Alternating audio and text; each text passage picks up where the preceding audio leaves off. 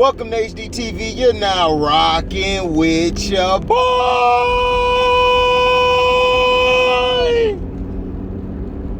Yeah. Now, I finally watched all of that Game 4.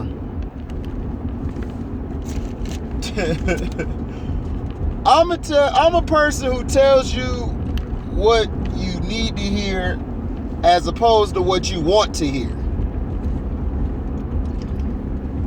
Also, shout out to all my subscribers. Shout out to Chris C, man. Shout out to everybody who supports the page, not the trolls. Had to get rid of another troll today. It's okay. He died in vain. He'll be alright.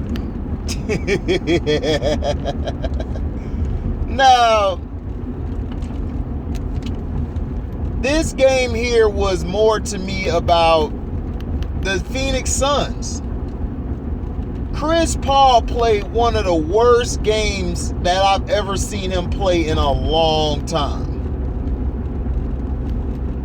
And everybody like Captain Jack and a lot of people who analyze the game have said that. Also Carcino, shout out to him, have said that he's a guy who cannot go left. And it's true, he can't go left at all.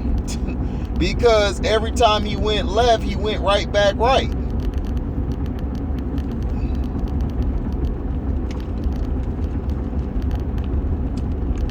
And if his mid-range is not falling, if his mid-range is not falling, then he basically is null and void. He's no use to you. So if I was Monty Williams, and Monty Williams, I understand why he didn't take him out, because, you know, CP3's been your guy. You've been riding with him for the whole playoffs and to this point. I would have gave Cam Payne a little bit more time.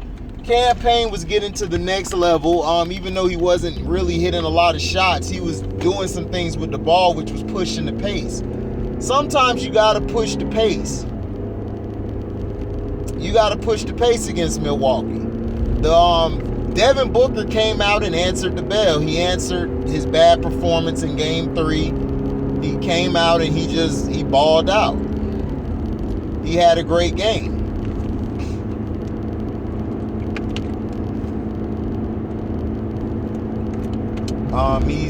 He's a good player.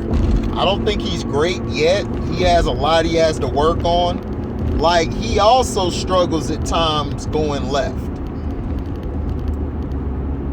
The pick and roll and everything. If you contest Devin Booker's gonna have a hard time making that shot. But surprisingly, he was hitting some of those shots last night.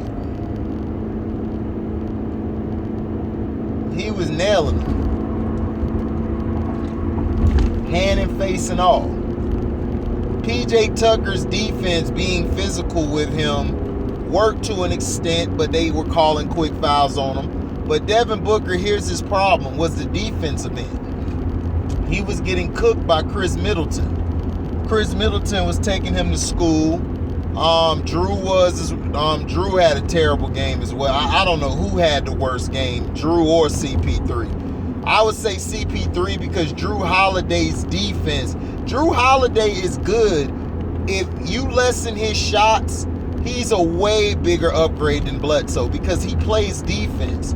Not only does he play defense, he can facilitate better. But his shots, he just had a bad shooting night.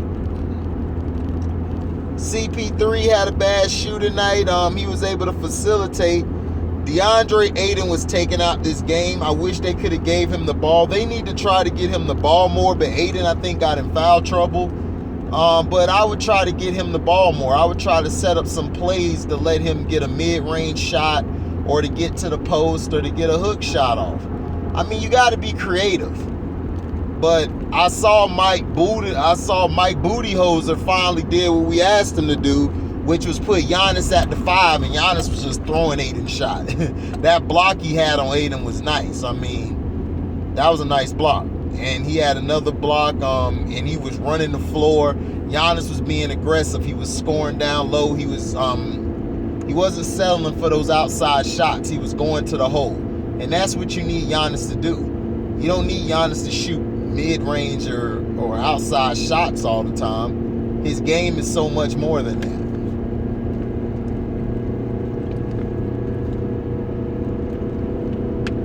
So much more than that. Now, Bridges, Mikal Bridges, he had a bad game. Crowder had a bad first half. Second half, he started making some shots. He went cold in the second. He started off good in the first, and in the third quarter, he did okay. Fourth quarter, the Suns fell apart. It was Devin Booker a bust, and they basically bust. And that's what I'm saying. Fourth quarter is money time, and they lost this game in the fourth quarter. The Suns should have won this game. With all the stuff not going their way, the Bucks were playing stupid. They were taking dumb shots.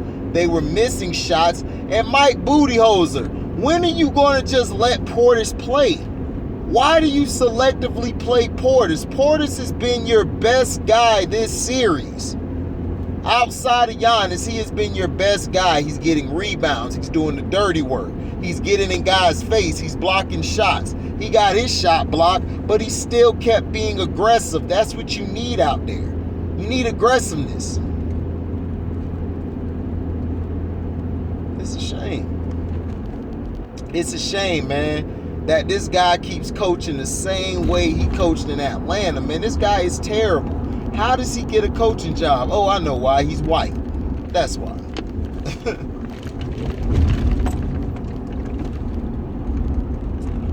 It's a shame. He is not good at all coaching. He's terrible. He's terrible. His rotations are terrible. The only reason they won that game was because the Suns were choking down the stretch. Devin Booker did his best to keep them in the game, but Devin Booker mentally got taken out the game by the fouls. Book, you got to keep your cool. You can't get mad after a call. It's a call. Move on from it. Just move on.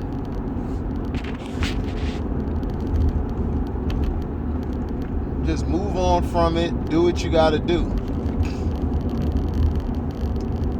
Why are you driving slow, man? It is 60 miles per hour within here. And you driving 30. But the Phoenix Suns, to me, defensively, the Bucks didn't really do nothing defensively that had me like, wow. They were able to close the hole off. They were forcing them to shoot bad shots and jump shots. That's how you beat the Suns. You make them shoot jump shots. That's all you do. Make them shoot jump shots. Keep them from getting to the next level. Contest. Be physical with them. Be physical with Chris Paul and all of them. Because they're too busy. They're too busy wanting to shoot these pretty jumpers. And they don't have to. They can go to the hole. They were going to the hole and getting fouls. God, man, these people can't drive. But yeah, that's what I'm telling you. These guys here do not have any basketball IQ. They don't. Their IQ is terrible. But the game to me was a D+ or C- overall game. It got better down the stretch, but the beginning, like the first two quarters, it was okay. To me, it was a lot of missed shots and bad play calling. You know, the refs are going to be who they are. They're going to be bad, good, and whatever you feel they are to you. So,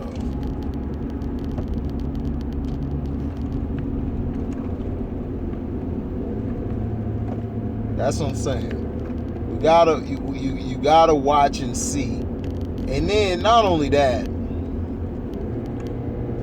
Cam Johnson was coming in. He did some things, but he was getting knocked around.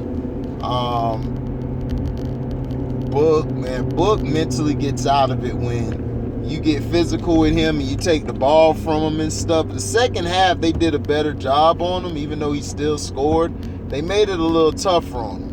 Whereas the first half, they were just letting Booker do whatever he want. Booker looking at them like, you serious? Okay, wet. Knock the shot down.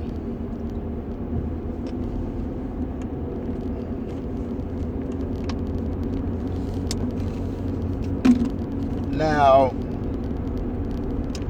they play tonight. They're playing in Phoenix. Now, what does the Bucks have to do? The Bucks have to do what they did in Game 5 at the end. Chris Middleton's got to show up. When Chris Middleton showed up in the fourth quarter, that's all they needed. That's all they need him to do is play up to par. If Chris Middleton plays up to par, then they're good. Now, Connaughton hit a couple big shots down the stretch that put them in the lead because they were down, and Connaughton hit some big shots. So he's straight. I understand why Connaughton's there. That's what Joe Harris needed to do. If Joe Harris could have hit a couple threes, man, they would have beat the Bucks. They would have beat them in Game 7. Now,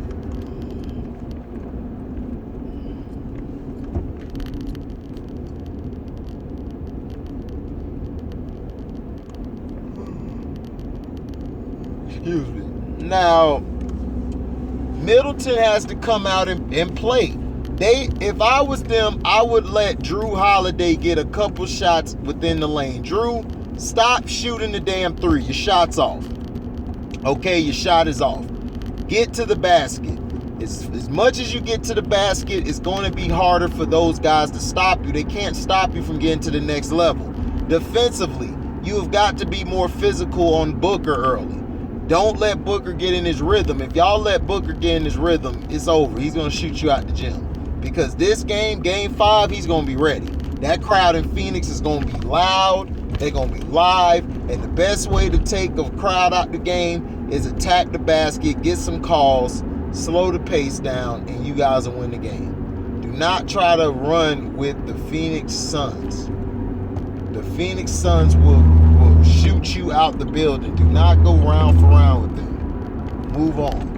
Brook Lopez, you've been doing well too. You did well in Game 5, getting a lot of hustle boards and doing what you had to do. Even though you didn't put up a lot of buckets, you did the other things. That's what you need to do.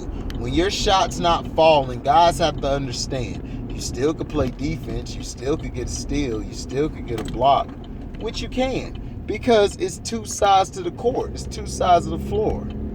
You got half offense, half defense. That's how it is. And you got to play both. You know, this ain't football where you get off the field and then you come off the field offensively, then defensively you send your guys out there to go handle business. Now, here's also the thing. The Suns, CP3, I do not believe he'll have another bad performance like that. So that's out the question. CP3 is going to ball tonight. Now it's going to come down to who else is going to go off. Are the role players going to step up? Because the role players play good at home because it's easy. There's no pressure. But when you're on the road, that's when it's tough for role players. So what these role players going to do for the Suns? They going to step up?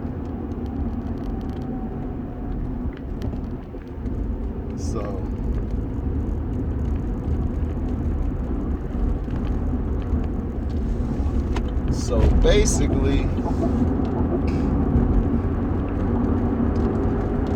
this game's going to come down to coaching. Monty Williams, to me, the first two games, he outcoached Budenholzer. And in the last two games, he just had bad performances by Booker and Paul. Booker and Paul they both had a bad game each in Milwaukee. Paul was balling Game 3. Sucked Game 4. Booker Booker was trash Game 3 and balled out Game 4. So that's just how it is. So tonight, who would I pick? I think Phoenix is going to win this one. And then the Bucks will win the next one.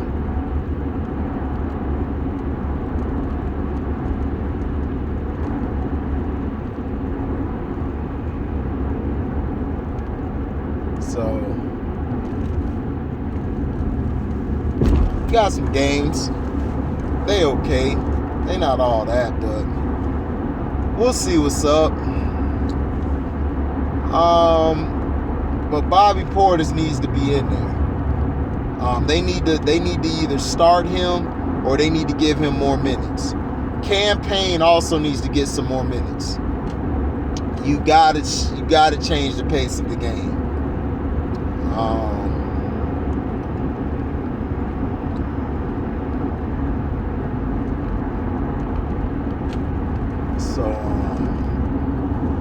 Like I said, it should have been the Brooklyn Nets and LA Clippers. I believe that would have been a better finals, but the finals been okay. I give it a C+. So we'll see. But I got Phoenix winning tonight, and I got the Bucks winning the next one, and in Game 7, the Bucks will win that one. I don't know how they're gonna do it, but they'll win Game 7. So also, Kevin Love withdraws from the USA team. Okay, he withdraws from the USA team, and Bradley Beal tested positive for COVID, so he's not going to the Olympics, I believe. He's out of it. So, and people are like, man, this is messed up. I'm like, I don't know. They need to go get a point. They need to go get a center and point guard from what I'm told. So.